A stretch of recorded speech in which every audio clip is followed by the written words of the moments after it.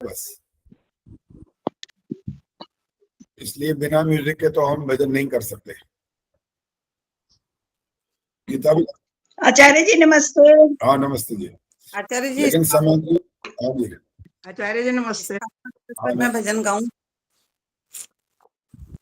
नहीं अभी नहीं। स्थापना दिवस जो समय का, जो समय की व्यवस्था है उसके माध्यम से कार्यक्रम चलेगा, और यदि समय कुछ बचेगा, वैसे ऐसे आमतौर पर समय बचता नहीं है बल्कि बढ़ जाता है, अधिकांश तो ऐसा ही होता है। बाकी उसी समय पता लगेगा कि कई बार वक्ता जो बोल रहे होते हैं तो थोड़ा सा अपनी बात को पूरी करने के लिए वो कब कुछ समय अधिक ले लेते हैं, और कहीं कहीं तो हम समय की जो अवधि है निश्चित भी नहीं कर सकते। दोनों बातें बीच में ऐसी हैं जो ऐसी होती रहती हैं। तो इसलिए आप इसके लिए बार बार न कहें, जो उचित होगा वो करा जाएगा, चिंता ना करिए। हाँ जी, चंदा सचदेवा जी क्या कहना है, बोलो। हाथ खड़ा किया आपने। आचार्य अवनीश जी जो जयपुर से हैं, वो हमें मिले थे उदयपुर में। अच्छा। जब हम लास्ट ईयर उदयपुर गए थे वहां मिले थे। अच्छा अच्छा, ठीक है जी। रामचंद्र जी से बात कर रहे हैं आप। रामचंद्र जी, आपने 2 बार फोन किया, मैंने भी किया 2 बार वापिस, तो क्या बात थी यहाँ हाँ जी, ऐसा था, वो नेटवर्क काम नहीं कर रहा था। अच्छा, नेटवर्क अभी नेटवर्क काम नहीं कर रहा था। आपने किया, मैंने किया, बात नहीं हुई। अभी बात करने की असल यहाँ में है। मैंने कोई पर्सनल बात करनी थी। अच्छा अच्छा मेरी शादी की 49वीं वर्षगांठ आ रही है 6 अक्टूबर को। अच्छा। तो स्वामी जी ने करवाई थी मेरी शादी आर्य समाज आदर्श नगर में। किसने कराई थी? स्वामी जी ने, जीवनानंद जी ने। अच्छा अच्छा, ठीक है। अब मैं कहता हूँ वर्षगांठ आप कराओ। कहाँ पर लाइव होगी या जैसे यहाँ होगी? क्यों, क्या बात हो गई? नहीं नहीं, मैं ये कह रहा हूँ कि बिल्कुल वहां आमने सामने बैठ के होनी है कि यहाँ पर ऑनलाइन होनी है? नहीं, ऑनलाइन नहीं होनी। अच्छा आमने सामने बैठ के होनी है। अच्छा अच्छा अच्छा। कहाँ करेंगे, घर पर करेंगे कहीं और? आदर्श नगर करेंगे, जहाँ शादी हुई थी वहीं करेंगे वर्षगांठ में। अच्छा, ये अक्टूबर में कह रहे हो? 6 अक्टूबर इतवार को है। अच्छा, लेकिन मेरा उम्मीद है मैं यहाँ दिल्ली में, इंडिया में नहीं रहूंगा, तब मुझे जाना पड़ेगा फिर दुबई। कब अच्छा, जाना है अभी अभी पक्का निश्चित नहीं हुआ, लेकिन उनके ऊपर निर्भर करता है वो कब बुलाएंगे। अब आप अवेलेबल नहीं हो? उम्मीद है, ऐसा भी पक्का नहीं पता। चलो ठीक है, मैंने आपको एडवांस में इसलिए पहले बता दिया। हाँ नहीं, ठीक किया आपने, अच्छा किया। और अगर संभावना हुई, मान लो अक्टूबर तक हम वहां नहीं गए और इसके आसपास ही जाना हुआ, तो फिर आपका ये कार्यक्रम करा के ही जाएंगे। चलो आचार्य जी, मैं कुछ कहूं? धन्यवाद। हाँ जी, प्रेम जी बोलो। अगर आप कहीं ऐसे शादी कराने जाते हैं तो आप उसकी वीडियो रिकॉर्डिंग हमें भिजवा सकते हैं? मैंने आज तक किसी से मांगी नहीं है। नहीं, अगर हमारे लिए किसी से मांग ले तो आप हमें इतना कुछ पढ़ा रहे हैं, उसमें ये भी एक लेसन हो जाएगा। जैसे आचार्य जी श्रुति शास्त्री भी कराती है ना, जयपुर वाली। हाँ हाँ। जयपुर वाली श्रुति शास्त्री जी भी कराती हैं, ये विमलेश बंसल जी भी कराती हैं, तो हाँ। उनकी वीडियोस भी आती रहती हैं। तो आप भी उनकी ऐसे वीडियो आती है विमलेश वो बंसल जी की? वीडियो तो उनका एक आधा सीन होता है बस, बहुत लंबा चौड़ा पूरी थोड़ी हाँ, होती है। वही जानना तो वही है। एक आधा सीन तो कहीं भी क्रिएट करके भी दे सकते हैं, वो तो कोई बड़ी बात नहीं, लेकिन पूरी वीडियो कई घंटों की बनती है, वो कौन देगा? मुश्किल है वो क्लिपिंग तो थोड़ी बहुत सब दे सकते हैं, क्लिपिंग तो कहीं से भी मिल सकते हैं, वो तो गूगल से भी मिल जाएगी। गूगल से मिल जाएगी तो फिर ले लो वहां से। नहीं, वो तो अधूरी चीज है ना, हमें तो कुछ और चाहिए। तो फिर अपने घर में कोई शादी करवाओ, मैं कराने आ जाता हूँ। अभी बेटी छोटी है, शादी के लायक नहीं है। चलो जी, हंसी मजाक हो गया, और अब कार्यक्रम की बात करते हैं। आचार्य जी 7 तारीख को हवन भी होएगा क्या? हाँ, वो बताने वाला हूँ, वही बताने वाला हूँ। मैंने कहा ना, वही कार्यक्रम तो बताने वाला हूँ, वही आप सुनो ध्यान से। आप एक बार बताओ मीरा जी, आपने ये पढ़ा नहीं है कार्यक्रम में लिखा क्या हुआ है?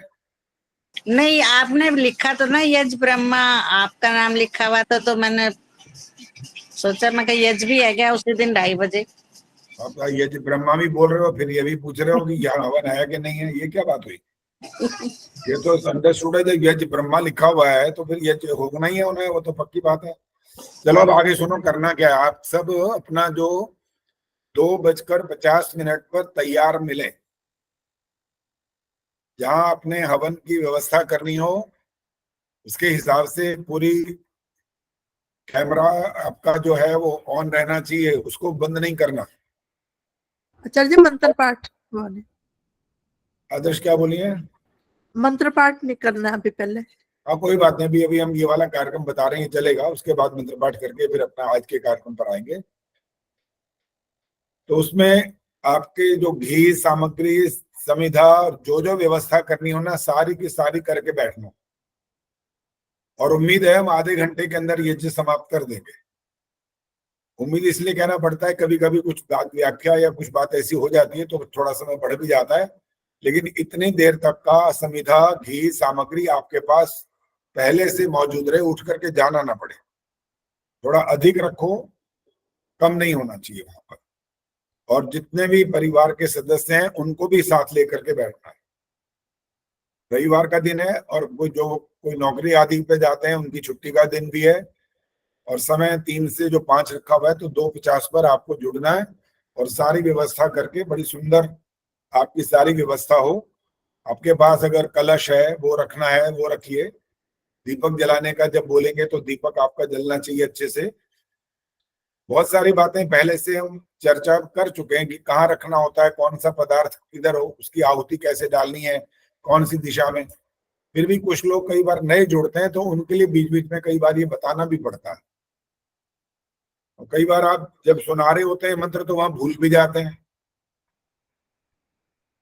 तो इस बात का अर्थ ये भी निकलता है कि संभावना हर बात की होती है, कहाँ आहुति डालनी ये वाली बात भी कभी कभी भूल जाते हैं, जल सिंचन कैसे करना वो भी कभी कभी भूल जाता है। तो इसलिए वहां पर संकेत किया जाएगा साथ साथ, तो उसको ध्यान से सुनना है और वैसा का वैसा करना है। और प्रक्रिया बिल्कुल यज्ञ का जो हमारा जो भी मंत्र बोल रहे होंगे उस मंत्र के बाद करनी है, तुरंत साथ साथ नहीं करनी है। आचमन में भी ध्यान रखना है, शुरुआत तो यहीं से होगी ना। जैसे ही हम बोलते हैं और लोग हाथ में पहले से जल लेके बैठते हैं, अभी मंत्र बोल रहा होता है और वो जल पी चुके होते हैं, ऐसा नहीं करना। जब स्वाहा शब्द बोलेंगे ना तब, क्योंकि आप बोल भी रहे हैं ना और संबंध इसका मुंह से है, तो स्वाहा बोलने के बाद आपका हाथ ऊपर की ओर जाना चाहिए। इसका नाम होता है एक रूपता। एक रूपता बहुत जरूरी होती है। चाहे आप खेल की बात करो, चाहे आप डांस की बात करो, चाहे आप संगीत की बात करो, चाहे आप प्रवचन सुनने की बात करो, गायन, जो भी चीज है सबके अंदर एक रूपता होना बहुत जरूरी होता है। तो ये यज्ञ की व्यवस्था तो आपको बता दी गई है, इसके लिए सारा सामान व्यवस्थित हो। और जितने लोग यहाँ पर जुड़ते हैं वो तो निश्चित रूप से करेंगे ही करेंगे, ये हम ध्यान रखना। और जो आपके और मित्र हैं उनको भी आप प्रेरित करें। आप उनको उस दिन का जो ये लिंक है वो भी आप भेज सकते हैं। लिंक आपके पास तो होता ही है, आप उनको भी भेज सकते हैं ताकि वो भी कार्यक्रम से जुड़े। तो जैसे आदर्श ने बताया, आदर्श कितना बताया, 250 तक जुड़ सकते हैं। हाँ जी आचार्य जी। ठीक है, तो हमारा कार्यक्रम इस प्रकार का होना चाहिए कि 250 तो जुड़ ही जाए हर हालत में, उससे कम ना हो। तो आप सबको प्रयास करना पड़ेगा। और दिन अब ज्यादा नहीं है, आज बुधवार हो गया, वीर शुक्र शनि, बस 3 दिन है। तो आज से ही आप इसका प्रयास शुरू करें, उनको सूचना दे दें, क्योंकि हम तो जहां जहां डालेंगे, जो नेट पर डालेंगे, चाहे फेसबुक पर भी और व्हाट्सएप पर भी जो हमारे मित्र आदि हैं उनके पास भी डालेंगे, तो आप व्यक्तिगत बातचीत करके भी उनको ये कहेंगे तो उसका ज्यादा प्रभाव पड़ता है। गीता बोलो, क्या कहना है? आचार्य जी पूछ रहे थे लिंक यही वाला रहेगा या दूसरा आएगा उस दिन के लिए? यही रहेगा जो आदर्श आज जो लिंक है ना, यही वाला ही रहेगा। जी ठीक। ये लिंक बदला इसलिए था कि आदर्श और वो कुलभूषण जी गए हुए थे बाहर, तो इसलिए वो मैंने लिंक पहले वाला डाला था। तो अब लिंक यही रहेगा। इसी में तो पूछा कि 250 लोग इसी में आ सकते हैं ना, तो यही बात की है अभी। चलिए मंत्र पाठ शुरू हो रहा है और मिथिलेश मंगला करेंगे। आचार्य जी 1 मिनट में पूछना चाह रही थी, आज बुधवार है, समाज जाना तो वहां मैं अनाउंस करवा सकती हूँ ये? हाँ बिल्कुल करा सकते हैं।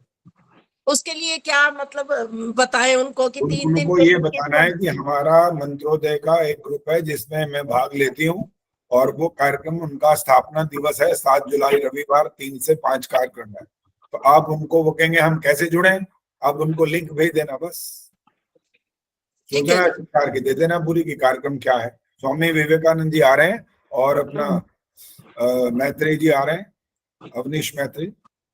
अगर लिखा हुआ भेज देंगे आप ग्रुप में तो वो मैं अपने ग्रुप में भी भेज दूंगी। हाँ जी बिल्कुल, जहां जहां सूचना भेज सकते हैं भेज दीजिए। हाँ मैं आज अनाउंस भी करवा दूंगी, बाकी आप फिर ये मटेरियल भेज देना। धन्यवाद। मिथिलेश जी आप मंत्र पाठ करवाएं आज का। ॐ सहनाववतु सहनौ भुनक्तु सह वीर्यं करवावहै तेजस्विनावधीतमस्तु मा विद्विषावहै। ॐ शान्तिः शान्तिः शान्तिः। बहुत सुंदर, बहुत अच्छा, आपने बिल्कुल शुद्ध उच्चारण करके एक अच्छे स्वर में आपने का धन्यवाद आचार्य। ठीक है। अच्छा जी, अब ये कैमरे बंद है, बहुत सारे कैमरे ऑन करिए तो मैं देख के आपसे पूछने वाला हूँ कुछ। अब जो प्रतियोगिता पीछे हो गई या परीक्षा हो गई है उसके अंक भी सबको बता दिए गए थे इस बार, और प्रथम द्वितीय तृतीय सांत्वना भी बताए गए थे पहले, बाद में औरों ने भी पूछना शुरू किया तो मैंने कहा सबके ही अंक डाल देता हूँ ताकि सबको अपने अंकों का पता चल जाए। 1-2 निराश भी हो रहे थे बीच में, कहने लगे जी हमें आशा थी कि इससे अधिक अंक आएंगे। तो मैंने कहा उसका कारण ये होता है कि जब उत्तर देते हो तो आप यदि उसको रिपीट करते हो, अटक जाते हो, भूल जाते हो या कुछ और ऐसी कमी आ जाती है, उच्चारण दोष हो जाता है, तो अंक वहां पर आपके कटना शुरू हो जाते हैं। तो ये आपका ऐसा प्रयास चल रहा है हमारी ओर से कि आप अच्छी तरह से तप करके, जैसे सोना तपता है ना, कुंदन बन जाता है, तो ऐसे तैयारी हो रही है आपकी। अगर नंबर बांटने वाली बात होती, जैसे वो भजन उस दिन बात हो रही थी, बांटने वाला बांटे रे, अगर ऐसी बात हो तो फिर सबको ना दे दें 100 के 100 या 50 के 50, उसका लाभ क्या होगा? फिर लाभ तो कुछ भी नहीं होगा। इसलिए इसका ऐसा विधान किया गया है कि आप अलर्ट रहें, सावधान रहें, बहुत मेहनत करें, परिश्रम करें। और तरीका भी बताया था मैंने कि इसका तरीका तैयारी करने का होता क्या है। तरीका ये होता है कि वो जो प्रश्न आप तैयार कर रहे हैं वो किसी और को उत्तर सहित पकड़ाइए, कॉपी, फोटो कॉपी करवाओ या जो भी आप जैसा भी कर सकते हो कराओ, और फिर आप उनको सुनाओ। आप उनसे बोलोगे आप कोई भी प्रश्न पूछो। जब आप ऐसा करोगे तो आपका अभ्यास अच्छा हो जाएगा। और इस तरह मन में ही सोचते रहोगे हाँ ये हाँ याद होगा। ये याद होने से ऐसे नहीं होता, सुनाने का मतलब होता है दूसरे को सुनाओ, तो वहां भी जो थोड़ा बहुत डर वगैरह होता है ना वो भी निकल जाता है, इससे अभ्यास अच्छा हो जाता है। चलिए अभी फिर दमयंती गुप्ता जी, मीना आर्य, अब नाम बोल रहा हूँ, मिथिलेश मंगला, गीता तिवारी, सुषमा गौतम और ये कौन है, सुमन बत्रा, सब ये कैमरा ऑन रखिए। राज चावला जी कैमरा ऑन करो। अब प्रश्न सुन लो, प्रश्न क्या आ रहा है, और इसके लिए हाथ खड़ा करना है, बोलना नहीं है। प्रश्न ये है कि जो हम कभी कभी ये बात चर्चा के रूप में करते रहते हैं और उपदेश के माध्यम से सुनते तो रहते हैं, लेकिन कभी कभी ये वाली उपदेश की बात गलत सुनते हैं, जो आर्य समाज के विद्वान भी ऐसा ही बोल देते हैं। वाक्य सुनिए ध्यान से। जिसकी जैसी जहां लिखी है वहीं उसकी मृत्यु हो जाती है, ऐसा बोलते हैं। आर्य समाज के लोग भी बोलते हैं ये वाली बात। और लोग तो इतने बोलते हैं, उनको तो बाकी लेना देना कुछ नहीं है, कौन सा उन्होंने वेदों को पढ़ा होता है। लेकिन आर्य समाज के लोग भी जब ये बात बोलते हैं तो मुझे तो बहुत तकलीफ होती है कि वो स्वाध्याय कितना उन्होंने किया, कहाँ से उन्होंने शिक्षा प्राप्त की, इस पर प्रश्न चिन्ह लग सकता है। तो प्रेम बहल जी पहले बताएंगी, ये जो वाक्य है इसका कुछ विश्लेषण करो, अब समझाओ कि ये गलत है, सही है या ठीक, क्या होना चाहिए। आचार्य जी नमस्ते। आचार्य जी हाँ नमस्ते। ये सही तो नहीं है वैदिक वाङ्मय के हिसाब से सही नहीं है।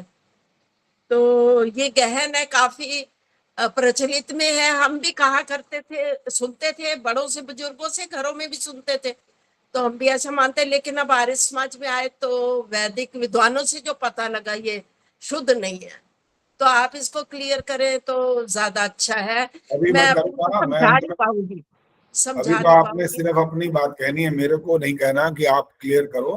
क्लियर हाँ, करूंगा मैं अंत में, अच्छे से करूंगा, बिल्कुल एक एक चीज प्रमाण सहित करूंगा।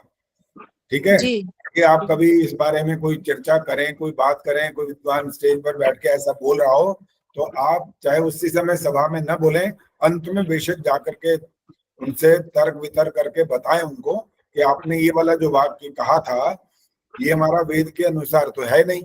तब आपको जो मैं प्रमाण दूंगा उसके अनुसार आप उनको भी प्रमाण दे सकेंगे, और वो अपना आगे के लिए, कम से कम भविष्य के लिए सुधार कर लेंगे कि हमें ये वाले ऐसे वाक्य नहीं बोलने चाहिए। आचार्य जी, मैं अपना एक अनुभव बताऊं। हाँ जी, बोलो।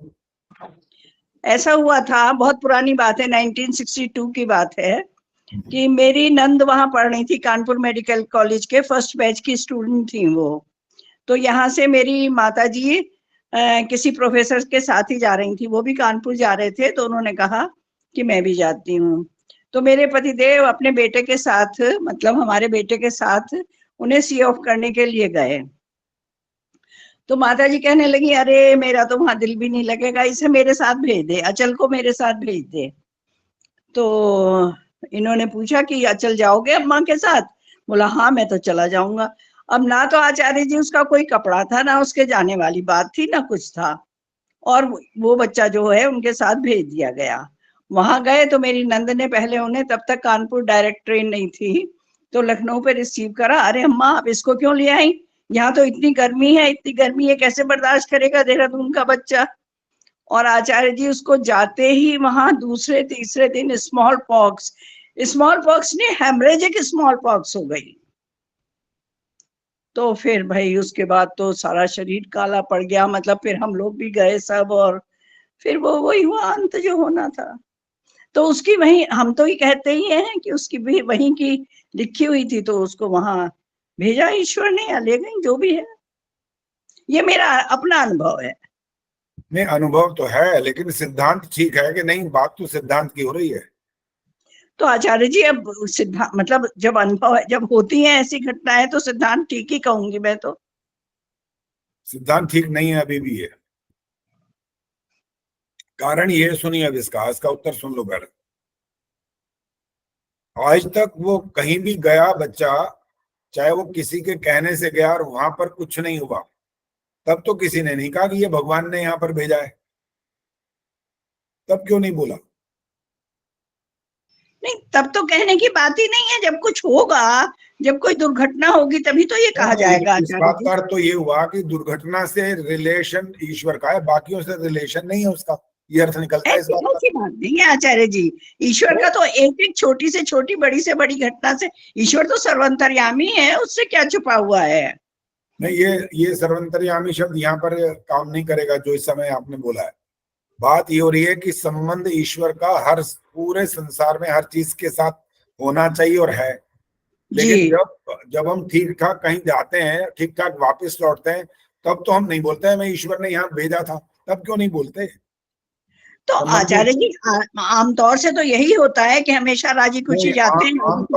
आमतौर नहीं चलेगा। हम बात सिद्धांत की कर रहे हैं। आमतौर तो दुनिया पता नहीं क्या क्या बोलती रहती है। फिर इस आमतौर वाली बात के लिए तो ये सारी चर्चा हो रही है। और हो किस लिए रही है? दुनिया ऐसा बोलती है, दुनिया ने स्वाध्याय किया कब है? उन्होंने कब शास्त्रों को पढ़ा है? उनको तो आते नहीं है, वो तो जो मुंह में आया है बोल दिया बस। इसलिए इन बातों का संबंध ऐसा नहीं है। मैं अभी और आपको उदाहरण भी दूंगा अभी, जिससे ये बात स्पष्ट हो जाएगी। जिसकी जहां लिखे हो ऐसा नहीं होता है, वो कहने की बात है। दुनिया कहती रहती है और हम दुनिया वालों में से थोड़े अलग होने चाहिए। चलो जी, अब हाथ खड़ा करो जो आगे उत्तर देना चाहता हो, इस बात को और स्पष्ट करना चाहता हो। कोई हाथ नहीं खड़ा हुआ है अभी भी। रामचंद्र जी हाथ खड़ा किया हुआ है या ऐसा कुछ अलग दिखाई दे रहा है? रेखा गर्ग जी ने किया आचार्य जी। किसने जी? रेखा गर्ग ने। रेखा गर्ग जी, चलिए बोलिए जी। आचार्य जी नमस्ते। हाँ नमस्ते जी। आचार्य जी आजकल एक न्यूज बहुत आ रही है कि एक मुस्लिम परिवार था, वो वहां बाढ़ में फंस गया, कोई वो झरना बह रहा था, वो सारे वहां बह गए। तो कि भगवान ने थोड़ी कहा था उनको कि इतनी बुरी हालत हो रही है, बाढ़ आ रही है कि तुम वहां घूमने जाओ। तो मतलब अब हम तो वो तो अपनी मर्जी से गए ना, हम तो जहां जाते अपनी मर्जी से जाते हैं, हमें भगवान थोड़ी कहता है। तो हमें देखना चाहिए कि मौसम कैसा है, बारिश है, अंधेरा है, क्या है। तो भगवान, तो ये तो बात गलत है आचार्य। ठीक है, देखो दुर्घटना कभी भी हो सकती है, किसी के साथ भी हो सकती है। और अगर इस दुर्घटना के डर की वजह से बंदा घर बैठ जाए तो फिर तो घर से बाहर क्या निकले, पढ़ाई भी मत करवाओ बच्चे की, फिर तो करानी पड़ती है ना। घटना तो कुछ भी हो सकती है, किसी के साथ भी हो सकती है। दुर्घटना का कोई पता नहीं होता कब हो जाएगी, लेकिन इसको ईश्वर के साथ जोड़ करके बोल देना कि ईश्वर की इच्छा ऐसी थी, ईश्वर ने ऐसे ही लिख रखा था, इसके तो किस्मत में लिखा ही ये था, ये सब अवैधिक बात है, सब गलत है, ये ठीक नहीं है। हाँ जी, और कौन बोलेगा? गीता बोलो, गीता तिवारी। आचार्य जी, ईश्वर तो इच्छा करता ही नहीं है, उसे कुछ भी नहीं चाहिए, उसके पास सब कुछ है। और हम अपने ही कोई परिस्थिति या अनुकूल विपरीत परिस्थितियों के कारण हादसों के शिकार हो जाते हैं, उसमें ईश्वर की कुछ भी नहीं है। वरना फिर ईश्वर की मर्जी से यदि हो रहा है तो हम लोगों को फिर कुछ करने की जरूरत ही नहीं है। हमें ये सोच लेना चाहिए हमें तो ये मिलेगा ही, ईश्वर की इच्छा है। हम डॉक्टर तो बनेंगे ही, तो पढ़ाई बंद कर देंगे तो डॉक्टर नहीं बन पाएंगे। अतः ईश्वर कुछ भी नहीं ठीक है, अच्छा ये बताओ, अब किसी को ये पता भी है कि इसका जो आयु की बात जब करते हैं या मृत्यु शब्द को इस्तेमाल करते हैं, तब मृत्यु निश्चित नहीं है, आयु निश्चित नहीं है, ये वाला इसका कोई मंत्र का प्रमाण भी है क्या आपके पास, किसी के पास? ये तो दो लोग तो फिर यही कहेंगे, आप तो वेदों को मानते हो, आप तो कहते हो ईश्वरीय ज्ञान है, उसके अनुसार आप प्रमाण दो फिर हमारे को। फिर प्रमाण आप प्रस्तुत कर सकते हैं, तो गीता ने हाथ खड़ा कर दिया, बोलो। इसके लिए ये मंत्र दिया हुआ है, तक्षक्षु देव हितम पुरुषा चक्रमुच्चरत। इससे सिद्ध होता है कि हम आयु की प्राप्ति के लिए प्रयत्न कर सकते हैं। बिल्कुल ठीक है ये। और अब जो बात शुरू में कही गई थी कि लोग ऐसा कहते हैं कि इसके यहाँ लिखी हुई है इसलिए ये वहीं पहुंचेगा। अच्छा वाला घर बैठा होता है, जैसे अभी स्वराज जी ने कहा कि वो उसका कोई कार्यक्रम नहीं था वहां जाने का, सिर्फ सी ऑफ करने गया, फिर साथ ही चला गया, फिर ये सारी दुर्घटना हो गई। ऐसे ही लोग कहते हैं घर में अच्छा वाला बैठा था और अपनी माँ को कह रहा कि बस मैं आ रहा हूँ 5 मिनट के अंदर, आगे रोटी खाऊंगा, मैं दोस्त को छोड़ने जा रहा हूँ, और वो फिर कभी घर लौट करके नहीं आता। बस उसके बाद दुनिया के मुंह में सिर्फ ये एक वाक्य आई, इसकी लिखी हुई थी यहाँ पर। अब इस लिखी हुई थी को अब स्पष्ट करने की बात आ गई है। प्रश्न है छोटे छोटे और आपको उत्तर देने पड़ेंगे। अब इसी बात को मानते हुए उत्तर देने हैं अभी, ताकि इसको और स्पष्ट रूप से समझा जा सके। जो दुनिया मानती, आप एक तरह से आप दुनिया हो इस समय। प्रश्न ये किया गया दुनिया से, इसके यहाँ लिखी थी किसने? हाथ खड़ा करना है, किसने लिखा था? उसकी मृत्यु को किसने लिखा था?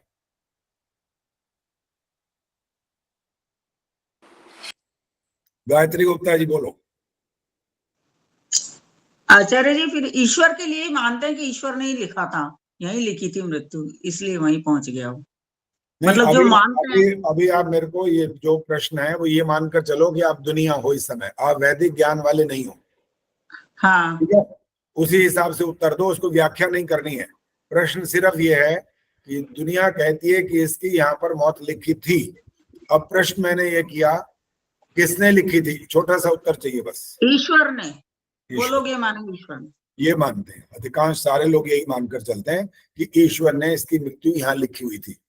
अब मान लो, एक मैं उदाहरण दे रहा हूं, एक ट्रक या बस के नीचे आकर के कोई मर गया और वहां पर यही वाक्य बोला गया, किसकी तो लिखी हुई थी, आज यही लिखी थी, अच्छा वाला घर था, जा भी नहीं रहा था, माँ ने जबरदस्ती वह जा सौदा लेके आ, ये गया, एक्सीडेंट हो गया, मर गया, और इसीलिए भगवान ने ऐसा लिखा था।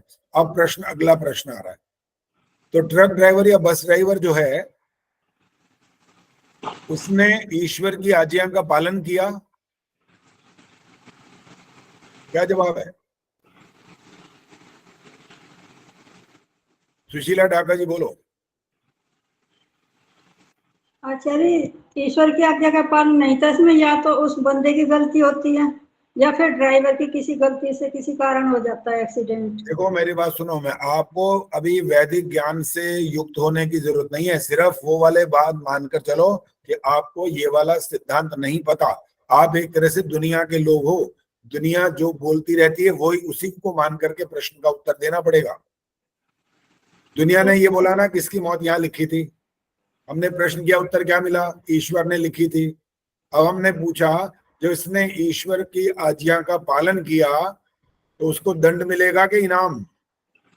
उसे तो इनाम मिलना चाहिए फिर, अगर ईश्वर की आज्ञा का पालन किया है तो। जब वो कहने वाला कह ही यही रहा है कि ईश्वर ने लिखा था ऐसा, और उसने जब ये काम पूरा किया, ईश्वर की आज्ञा का पालन किया, उस बात को पूरा किया, तो उस व्यक्ति को दंड किस बात का फिर?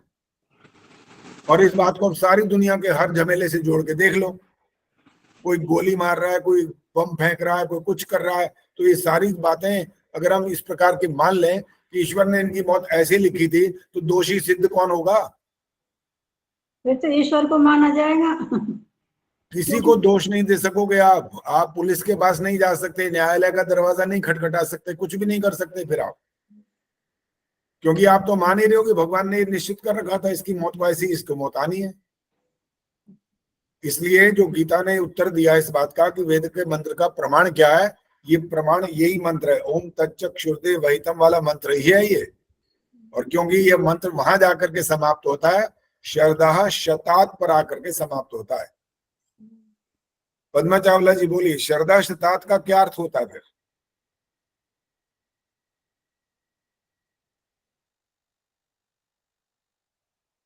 माइक ऑन करो पद्मा दीदी। पद्मा जी माइक ऑन करिए। 100 वर्ष से भी, शतात मीन्स 100 वर्ष से भी अधिक जी हैं। आगे पूरा वाक्य बोलना है अब इस समय, क्योंकि अब जब बात को बता रहे होते हैं, समझा रहे होते हैं, तो उसको उससे रिलेट करके पूरा वाक्य बोलो। जब हमने सारे मंत्र का निचोड़ आकर के यहाँ पर खत्म हुआ शरदा शतात पे, लेकिन इसका पूरा भाव क्या निकला? अगर हम मतलब ये सब देखते हुए सुनते हुए सब तरह से जिए 100 वर्ष तक, और अगर इससे भी अधिक जिए तो भी हम इसी प्रकार से जिए कि हम 100 वर्ष तक देखते रहें, वेद मंत्रों का उच्चारण करते रहें और सुनते रहें और वाणी से प्रभु के गुणगान करते रहें, यही इसका निचोड़ है। शरदा शतात माने 100 वर्ष से अधिक भी ये सब जो कुछ पहले लिखा वो करते रहे। हाँ जी। अब इसको और थोड़ा विश्लेषण करेंगे और ध्यान से सुनते जाइए। ये जो मंत्र की रचना की है वो किसने की है? हाथ खड़ा करना है, बोलना नहीं है। ये कैमरा फिर बंद करके बैठ जाते हैं, पता नहीं क्या हो जाता है, ये दिखाई नहीं देता सामने, तो क्या बोलूं, किसको बोलूं? डॉक्टर अंजू विद्यार्थी, कैमरा भी ऑन करो और जवाब दो इसका। देखा कहाँ चले गए, पता नहीं लग रहा अभी है।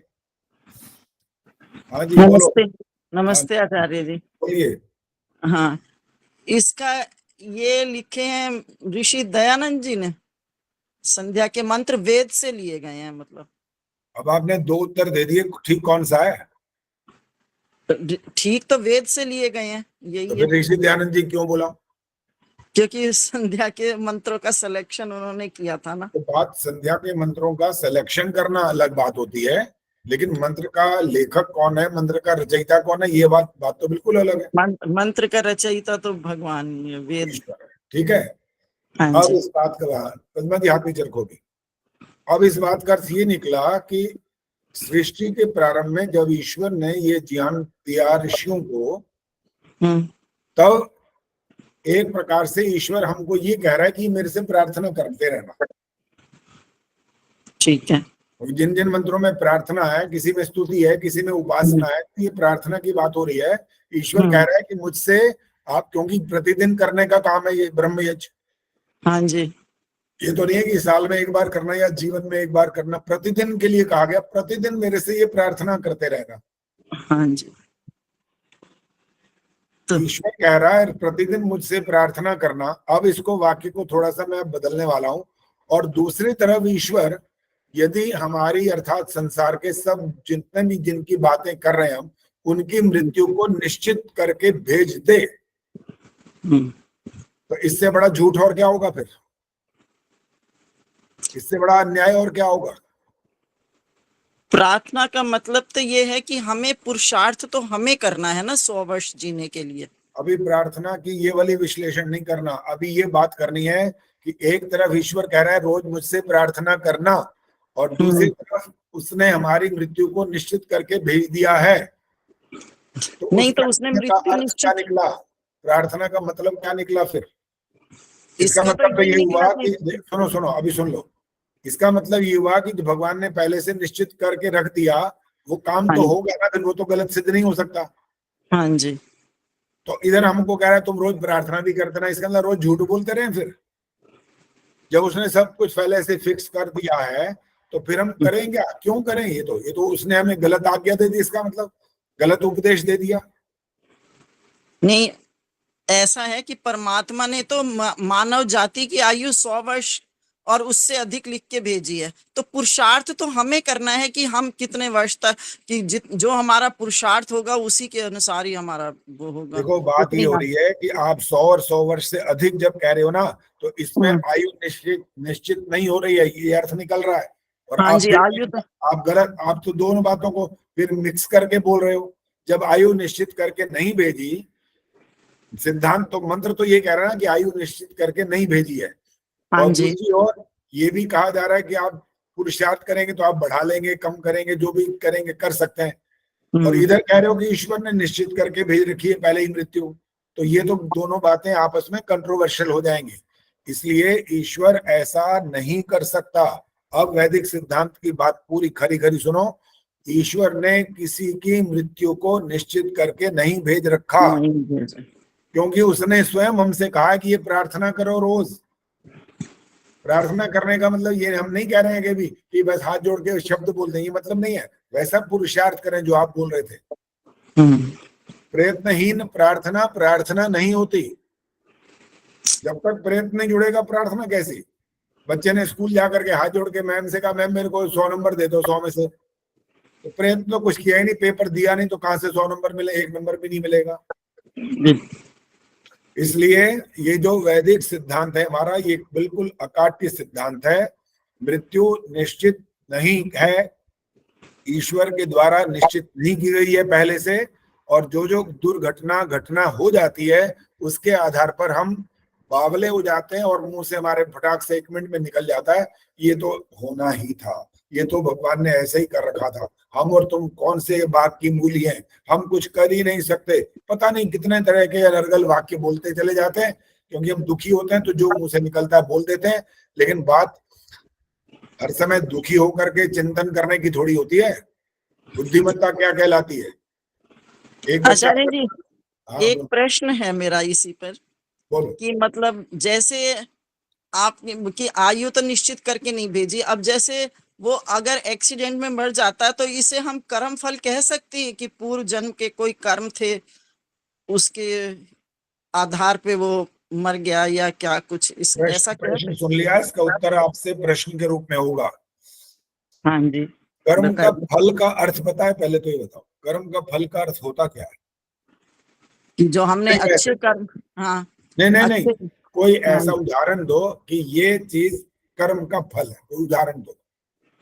आयु जाति ये सब कर्म के फल तो होते हैं, उसी के आधार पे ही तो मिलते हैं। देखो सुनो, जो बातें इस समय उसके अंदर बहुत आगे तक बढ़ा करके बताने योग्य बातें, तो कोई अर्थ नहीं निकल रहा।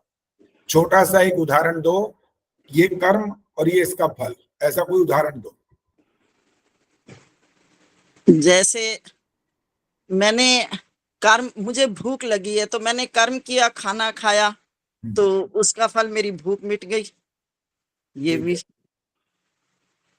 और कोई और कर्म फल कोई और हो जो दूसरे से संबंध रखता हो? जो दूसरे से संबंध हो, इस टाइम तो दिमाग में नहीं आ रहा आचार्य जी। आचार्य जी, बच्चे ने पढ़ाई करी, अच्छे नंबरों से पास हो गया। हाँ ये ठीक है।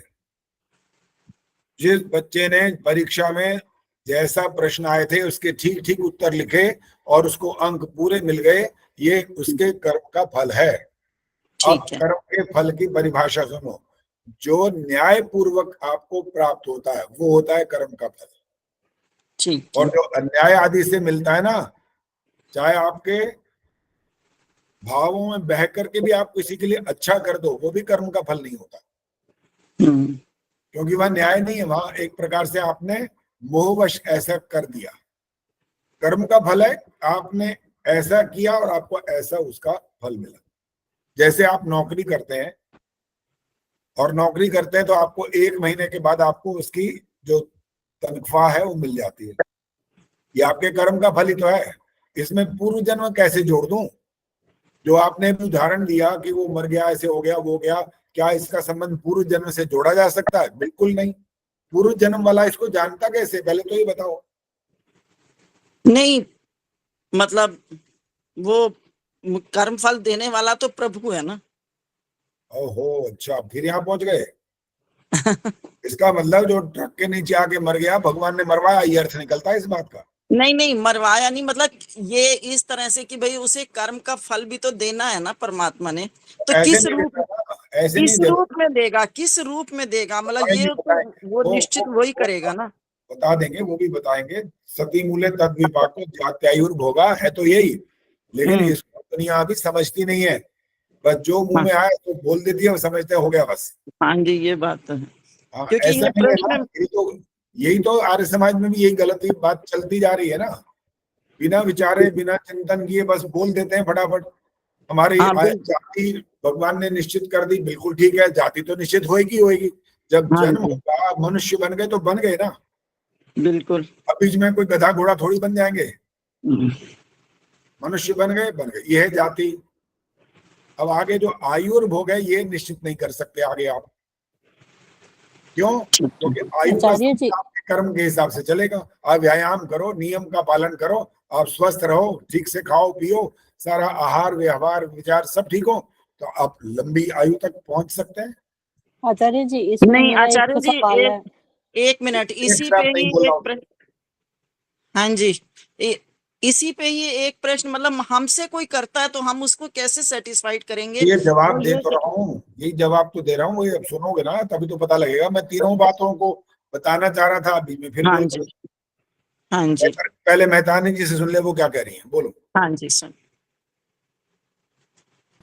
मेहतानी जी बोलो। हाँ जी, मैं बीच में इंटरप्ट इसलिए किया कि एक मेरे मन में एक क्वेश्चन था। जैसे पैदा होते ही बच्चे, जैसे 6 महीने का बच्चा ही मृत्यु हो जाती है, तो उस केस में उसके कोई कर्म कहेंगे या उसके पेरेंट्स के कर्म कहेंगे या क्या? अगर आप जब तक ठीक कारण नहीं बताओगे तो कैसे किसी का नाम ले दें? कारण तो आपने बताया नहीं, उसकी मृत्यु कैसे? मैं बताता हूँ, कारण मैं बताता हूँ। डॉक्टर की असावधानी, ये भी होता है। नहीं, 6 महीने का बच्चा हो गया, उसमें डॉक्टर की असावधानी नहीं है ना। नहीं, अब आपने 6 महीने बोल दिया तो 6 महीने तक का बीच में विश्लेषण करना पड़ेगा ना। अच्छा। अब आप एकदम पहले तो कहते बच्चे का जन्म हुआ, वहां तक बात आई, अब 6 महीने हो गए तो 6 महीने में सारा पीछे ढूंढना पड़ेगा कि क्या कारण बन गया। माता पिता में भी दोष हो सकता है, अभी हम ये तो सर्वज्ञ तो है नहीं, अब नहीं जान सकते असल में माता को कौन सी दवाई बच्चे को देनी थी, बच्चा बीमार था, क्या घटना हुई, आप कोई बात जब तक स्पष्ट नहीं होगी उसका ठीक उत्तर मिल ही नहीं सकता आपको। एक क्वेश्चन इसी कॉन्टेक्स्ट में ना, बहुत पुरानी एक वो कहानी सुनाई जाती है कि स्थान ईश्वर निश्चित करता है, ये सच है कि गलत है? बिल्कुल गलत, कुछ भी गलत है, हो सकता। सुनो, अब इसका पूरा अच्छी तरह से उत्तर सुन लो। ईश्वर हमारे जीवन का एक पल भी निश्चित नहीं कर सकता। एक पल भी निश्चित होता ही सारा जीवन निश्चित हो जाएगा, क्योंकि वो पल आने वाले जो जिस भी दिन को आप वो पल मानोगे ना कि ये निश्चित किया गया था, तो पहले और आगे पीछे वाली सारी चीजें वैसी चलेंगी। तो आप कर्म करने में स्वतंत्र, खत्म। स्वतंत्र कर्ता गलत, वेद गलत, शास्त्र गलत, सब गलत हो जाएंगे फिर तो। आप कर्म करने में स्वतंत्र हैं, ये बिल्कुल ऐसा सिद्धांत है कि घुट्टी में पी लेना चाहिए इसको। आप गलत करें या ना करें, दूसरा आपके लिए गलत कर सकता है, ये ध्यान रखो। स्वतंत्रता का मतलब केवल आप थोड़ी स्वतंत्र हैं, सामने वाला भी तो स्वतंत्र है, वो मार सकता है आपको, गलती से भी हो सकता है, जाने अनजाने कुछ भी हो सकता है। लेकिन इसका संबंध ईश्वर से नहीं है। सुनो, अगर आप ईश्वर से संबंध जोड़ दोगे तो ना तो कोई पापी साबित होगा ना पुण्य आत्मा साबित हो, कोई नहीं हो सकता, क्योंकि ईश्वर करवा रहा ही अर्थ निकल आएगा। और सुनो, अब सत्यार प्रकाश का वाक्य भी सुन लो, पहले भी बताया था फिर बताता हूं। यदि ईश्वर कर्म कराता होता तो कोई पाप न करता। और सुनो, ईश्वर की आज्ञा अथवा प्रेरणा से यदि कार्य सिद्ध हो तो उसके फल का भागीदार कौन होगा? प्रेरक अर्थात परमेश्वर। अब आप बताओ, ईश्वर फल का भोगता है? ईश्वर क्या कर्मों का फल भोगता है? नो, वो केवल मात्र आपके कर्मों का फल देने वाला है। कर्म आप करेंगे तभी फल दे पाएगा, अगर वो करवाएगा तो फल किस बात का? कैसे? एक उदाहरण देता हूं आपको। एक पिता ने अपने बच्चे को एक आई धरा, बच्चा आ गया, हाँ जी बोलो पिताजी क्या? कब वो देख वो सामने खड़ा है कोई, कि हाँ, जब दो लगा के खींच के उसे ये लगाया। अब पिताजी ने कहा इधर आजा मेरे पास। ने कहा अब क्या हो गया?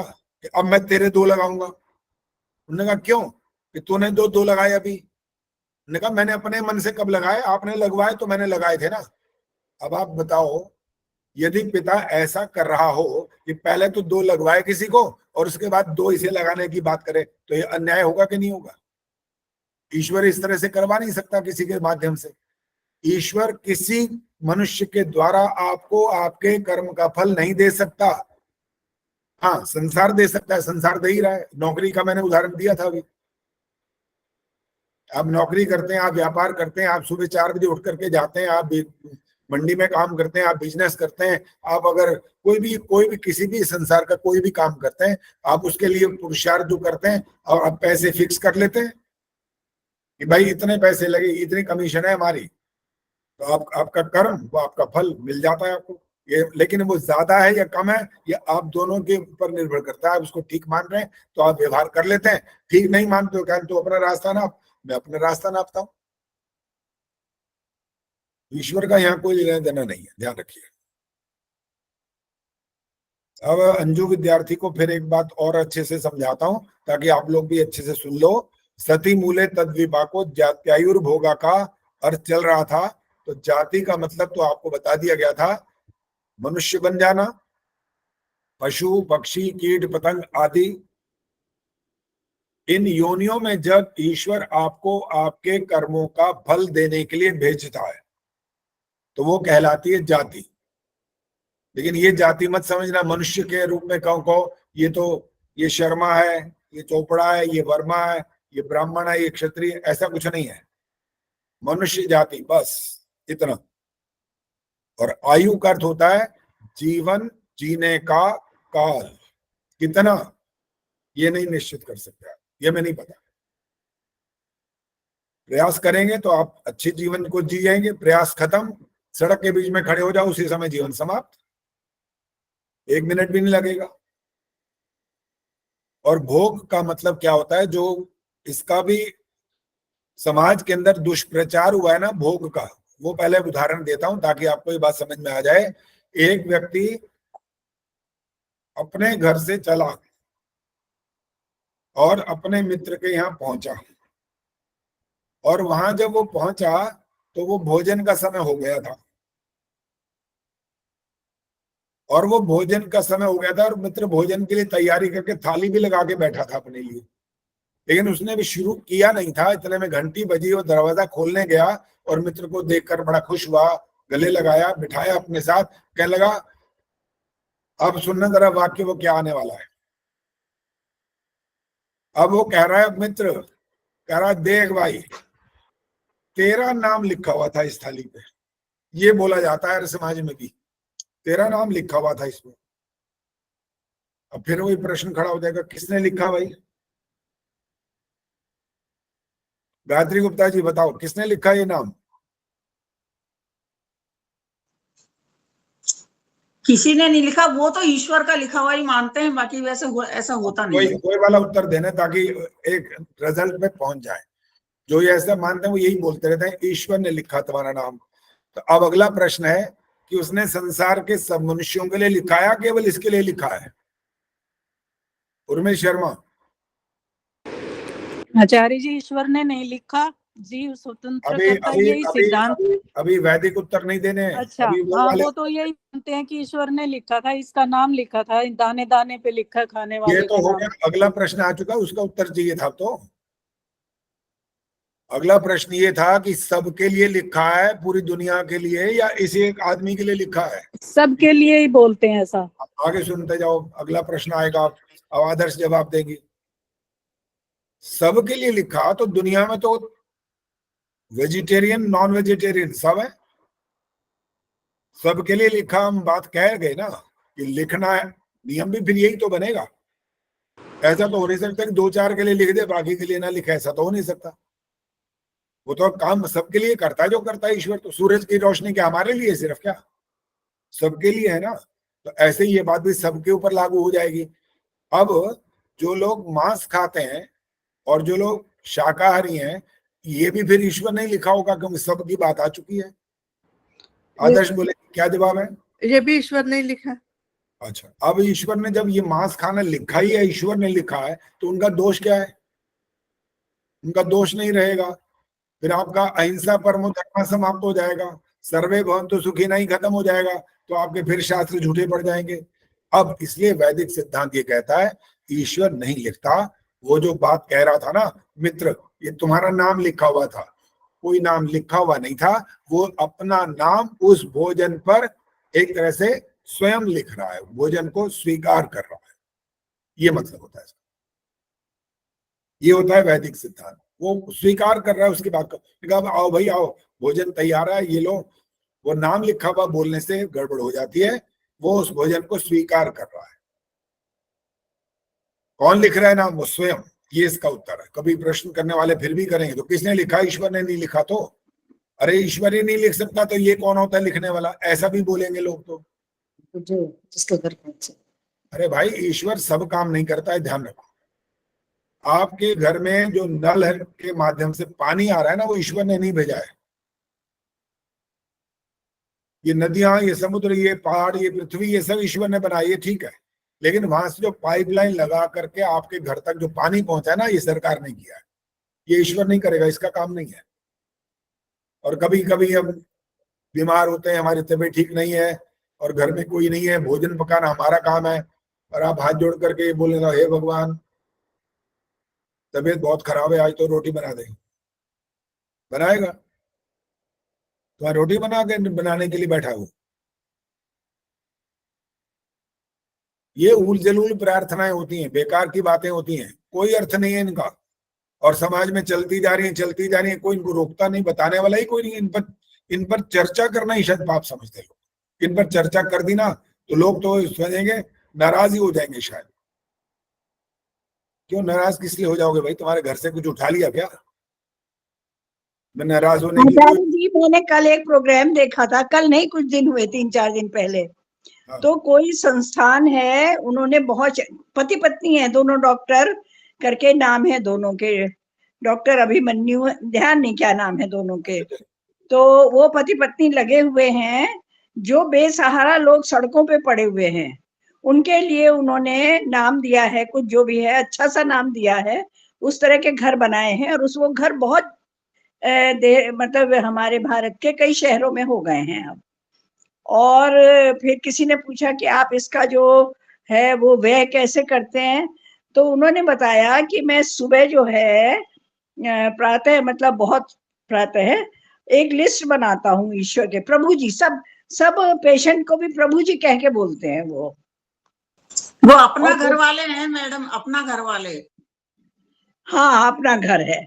हाँ जी। और प्रभु जी के नाम जो है मैं पूरी लिस्ट भेज देता हूँ, इतनी दाल, इतने चावल, इतना घी, इतना आटा, इतना ये, बहुत लंबी लिस्ट कि मैं सुबह ही भेज देता हूँ और प्रभु जी अपने आप भेज देते हैं। क्या अर्थ निकला इसका? मतलब भेजने वाले तो देखिए जनता ही है, कोई भाई, प्रभु जी तो अब ईश्वर है, लेकिन भेजने वाली तो सब जनता है। और जनता, हर व्यक्ति चाहता है कि हम जितना किसी के लिए कुछ कर सकें कर लें, लेकिन हर किसी के लिए ये संभव भी नहीं हो पाता। लेकिन ऐसी भी संस्थाएं हैं, मेरे कहने का तात्पर्य ये है। नहीं, आपकी बात का तात्पर्य ये वाला नहीं है। तात्पर्य ये होना चाहिए था कि जो प्रभु जी का लिस्ट उनके पास भेजने की बात है और वो काम पूरा हो जाता है, तो इसका अर्थ होता है कि जो व्यक्ति कोई अच्छा काम कर रहा हो तो उसकी सहायता के लिए लोग तत्पर हो जाते हैं, बस ये अर्थ है। जी जी बिल्कुल बिल्कुल, ये मतलब है इसका। बहुत लंबी लिस्ट है और सब जगह वो कुछ भी हो, वो जितना है उससे अधिक भी आ सकता है, कोई बड़ी बात नहीं है, ये हो सकता है। ये जी जी जी जी जी जी आचार्य जी, बहुत ही मतलब अच्छा लगा सुनकर कि लोगों में इतनी भावना है सेवा की। चलिए, अब जाति आयु और भोगा की बात जो चल रही है, भोग का मतलब होता है भोगने योग्य पदार्थ।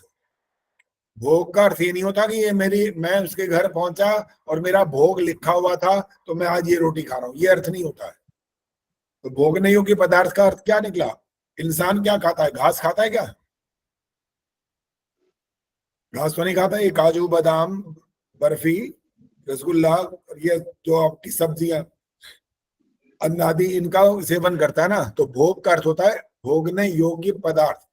मनुष्य को ईश्वर ने जब कर्म फल की व्यवस्था में भेज दिया और उसको कहा तेरे कर्म ऐसे हैं, तू मनुष्य योनि को प्राप्त हो, वो मनुष्य बन करके किसी माता पिता के यहाँ पहुंचा दिया गया। जाति हो गई। आयु का अर्थ हुआ पता नहीं है कितनी, कैसे, अच्छी बुरी भली, किसके कारण से क्या हो जाएगा। देखो आप लोग जब अभी तो आप बहुत बड़े बड़े हो गए, आपके बच्चों के भी बच्चे हो गए, इतने छोटे से बच्चे को आपके हाथों से या किसी और के हाथों से कभी भी हम गिरने नहीं देते हैं। जब बच्चा चलना सीखता है तो बेशक 10 बार गिरता है, वो अलग बात है, लेकिन इतना छोटा सा जब होता है तब आप उसको अपने हाथ से कभी गिरने नहीं देते हो। कितनी सावधानी रखते हो, क्यों? सबसे कीमती चीज वही है। लेकिन संसार की बाकी चीजें तो गिर जाती हैं, टूटती फूटती रहते हैं, कोई फर्क नहीं पड़ता उससे। तो इस बात से पता लगता है कि सावधानी पूर्वक किया गया कर्म आपको उससे, उसके जो परिणाम से, जो गलत परिणाम आने उससे बचा लेता है। और कभी कभी लोग ये भी उदाहरण देते हैं, देखो जी बस थी, बस में ऐसा हुआ, बस पलट गई, इतने मर गए इतने बच गए, क्यों? आचार्य जी बीच में आयु के बारे में। हाँ क्या बोलो? ये आप कह रहे हैं कि ईश्वर ने हर जीव की आयु निश्चित कर दी है। जैसे आदमी की निश्चित 100 वर्ष है, लेकिन वो अपने कर्मों के, अपने आध्यात्मिक उसके कारण जो है, अपने गलत उसके कारण समय से पहले भी मृत्यु, इस मतलब इस आदमी अपनी आयु को बढ़ा सकता है अच्छे कर्म करके। और ऐसे ही हर जीव की निश्चित आयु ये है। ईश्वर आयु देता है तो निश्चित आयु देता है, इतनी है, लेकिन अपनी गलतियों के कारण आयु कम और ज्यादा भी हो सकती है। क्या आप बता? मुझे तो समझ नहीं आया कि आप मेरे को समझा रहे हो। ईश्वर ने आयु निश्चित कर दी है हर प्राणी की। जैसे मनुष्य की आयु 100 वर्ष है, लेकिन 100 वर्ष से पर अपने किसी ऐसे कर्म के कारण, उसके कारण जो अपनी गलतियों के कारण समय से पहले भी मृत्यु हो सकती है। अगर व्यायाम और शुद्ध भोजन सात्विक तो आयु बढ़ भी सकती है। चलिए, आप हमारी बात की पुष्टि कर रहे हो और तो कुछ अलग से बात तो नहीं कर रहे, वही कह रहे हो। निश्चित नहीं है आयु, ये वाली बात तो हो ही रही है, उसको भी दोबारा से बीच में ना बोलो। पहले जो बात चल रही है भोग वाली, उसको भी पूरा करने दो।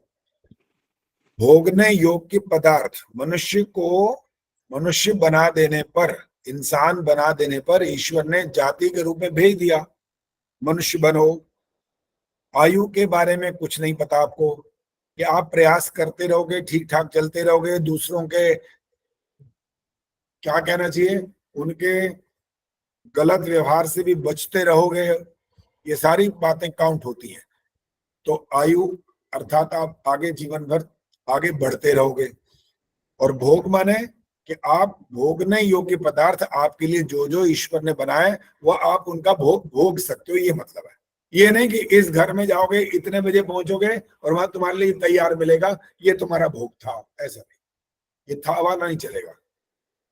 ईश्वर आपके लिए पहले से निश्चित नहीं कर सकता है कुछ, इसलिए श्रद्धा। इसको ऐसे कह सकते हैं कि, हाँ एक मिनट में, सॉरी बीच में इंटरप्ट कर दिया मन ने, कि जैसे एक संयोग भी हो सकता है कि हम वहां गए और वहां ये बन रहा था और हमने ये खा लिया, इसको एक संयोग मतलब कह सकते हैं, जैसे कहते हैं ना चांस। देखो हम गए और वहां ये बन रहा था।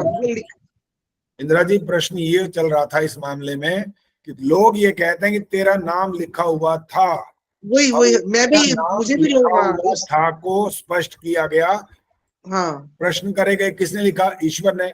किसके लिए लिखा, सबके लिए। जो मांस खाने वाले गलत करते हैं क्या, वो भी फिर ठीक करते हैं, तो दोषी कौन, कोई नहीं, ईश्वर दोषी सिद्ध हो गया। इसलिए इस बात को ये अर्थ निकालना है। नहीं, ये चीज तो क्लियर हो गई। एक हम लोग बात कहते हैं ना, मैं उसके घर गया, उसने समोसे मंगाए हुए थे, मेरा नाम लिखा हुआ था, मैंने खा लिया, तो ये एक, मैं कह रही हूँ, ये एक संयोग हो सकता है कि हम वहां गए और वो चीज आई हुई थी। ना भी आई हो तो मंगा तो सकता है। नहीं, मंगे आए हुए थे जी, हम पहुंच गए, ये बात मतलब हमें भी, हम कहीं जाते हैं ना, अरे हमने तो ये मंगा रखा था, आपका नाम लिखा था, आप आ गए। तो मैं इस बात से कह रही हूँ कि ये एक संयोग भी हो सकता है ना, कि नाम नहीं लिखा, एक संयोग से हम वहां पहुंच गए। बिल्कुल, आप संयोग से पहुंचे, या आपका कार्यक्रम वहां जाने का था, संयोग नहीं है वो तो। लेकिन संयोग तो ये हो गया कि सामान पहले से मंगा रखा था, आप तो हाँ, बकायदा। वही मैं कह रही हूँ कि कई बार आप सामान मंगा रखे और आप बाई चांस वहां से निकल, आपका प्रोग्राम नहीं है जाने का, अब अचानक टाइम भी है, चलो हम इनको भी मिल लेते हैं, ऐसे करके हम, देखो कई बार हम लोग चले जाते हैं और उन्होंने कुछ पकवान मंगा रखे हैं या बना रखे हैं, तो फिर ये बात ना यही आती है, जैसे कि हाँ आपका नाम लिखा था, देखो हर ना ये हर बंदा यही बात कह देता है उस टाइम बस कि आपका नाम ये हमारी सारी बात का निचोड़ है, ये वाक्य नहीं बोलने देना। ये वाक्य नहीं। अगर ये वाक्य बोल दिया और आपने भी स्वीकार कर लिया तो फिर वैदिक सिद्धांत का तो दिवाला निकल गया फिर तो। चलो जी, कुछ सुनने को तैयार नहीं होता ना, वो उसी नहीं, टाइम आप सुनाओ उनको, कोई बात नहीं, सुनाओ, लड़ने के बात नहीं है, आराम से सुनाओ, समझाओ, ताकि वो भी अज्ञान को दूर करें अपने।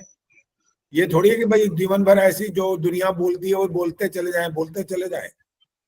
ये तरीका होगा तो फिर तो हमारा ये सब कार्यक्रम करने का लाभ कोई नहीं है फिर। हाँ, नहीं, उसको दूर करने का प्रयास करना चाहिए बस। भोग का अर्थ ये भी है सकते, एक ने अंबानी के घर लिया, ऐसा भोग मिला, और एक ने एक जो है भिखारी के घर दिया, तो ये तो भोग ईश्वर ने ऐसे दिया है कर्म के अनुसार, तो ये भोग कह सकते हैं क्या हम? बिल्कुल कह सकते हैं।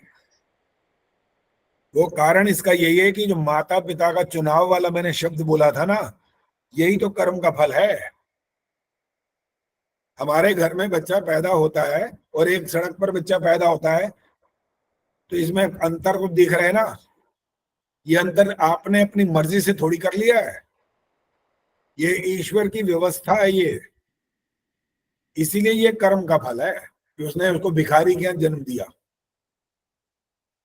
माता, इसीलिए मैंने एक वाक्य बोला है, बार बार बोलता हूं, माता पिता का चुनाव करना ईश्वर का काम है।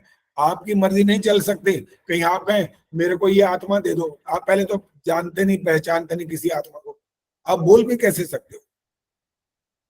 आप बोल वो चीज सकते हो जिसके बारे में आपको पता हो। आपको क्या पता कौन आत्मा का आएगी, कहाँ से आएगी, कैसे चली जाएगी। अब कभी कभी अब कितनी बातें और भी ऐसी बोल जाते हो, एक जीवन कहीं समाप्त हुआ, ठीक है जी, और पता लगा जी कि भाई एक बच्चा किसी के घर होने वाला है। अब कहने वाला पता क्या वाक्य बोलता है, कहने लगा देखो जी वो आ गए तुम्हारे घर, वही। अब इतनी अकल नहीं है इनके पास कि भाई वो 8 महीने पहले तुम्हारे पास अंदर पहुंच चुका बच्चा, ये मरा कब है अब है? क्या बात बोल रहे हो? सोच भी रहे हो कि क्या इसका अर्थ निकलता है? सोचने की तो कष्ट करते ही नहीं, बोलते जाते हैं बस आंख बंद करके। विचार करना चाहिए कि आप क्या बोल रहे हो, क्या इसका अर्थ है, युक्ति और तर्क पूर्ण बात है कि नहीं है। ये जब नहीं है तो ऐसी बातें बोलने से फायदा क्या? अपने मन को पता नहीं कैसे खुश करने की कोशिश करते रहते हैं। देखो जी वो यहां से गई ना, वो माता चली गई वो, और वो 2 महीने बाद पैदा होने वाला है, देखो वही आ गई अब तुम्हारे घर में। कितनी गलत बात है बताओ। क्या आत्मा आज घुसी है क्या वहां पर?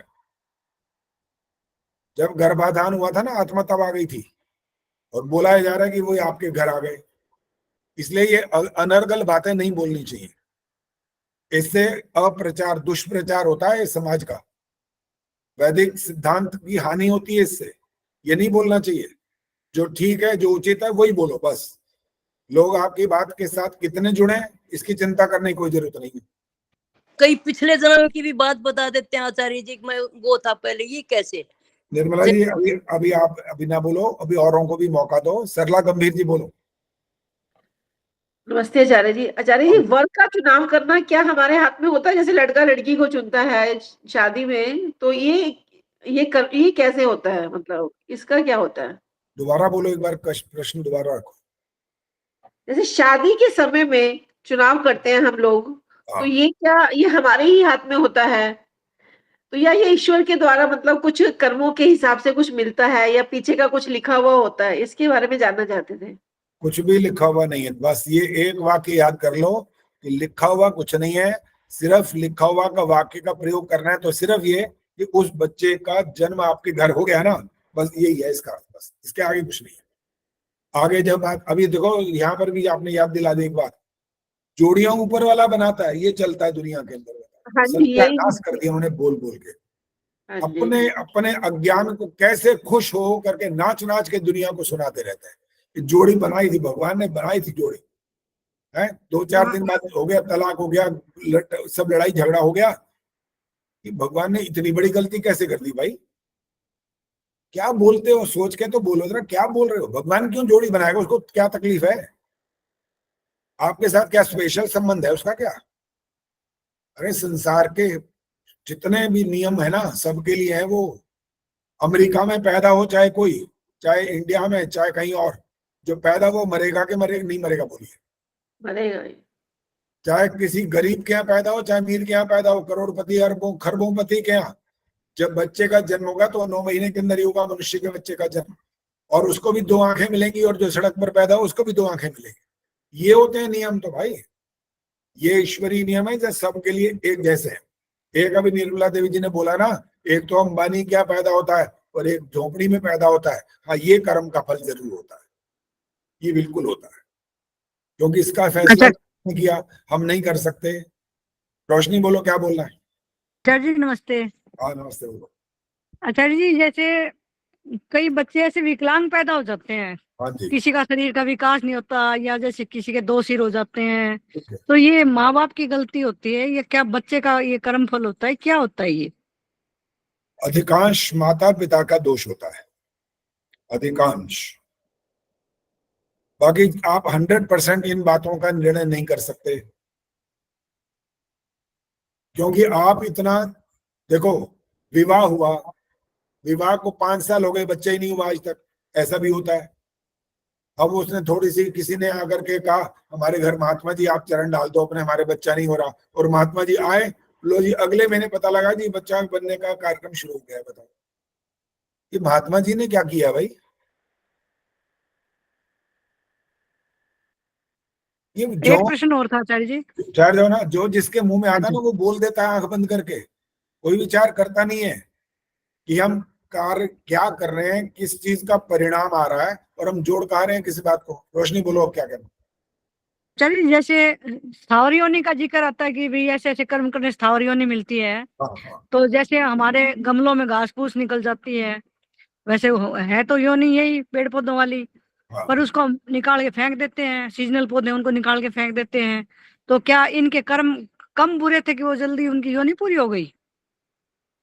देखो जी, इन बातों में 100% मैंने भी कहा, आप हर कर्म के फल की व्याख्या नहीं कर सकते कि इसका क्या अर्थ निकलेगा।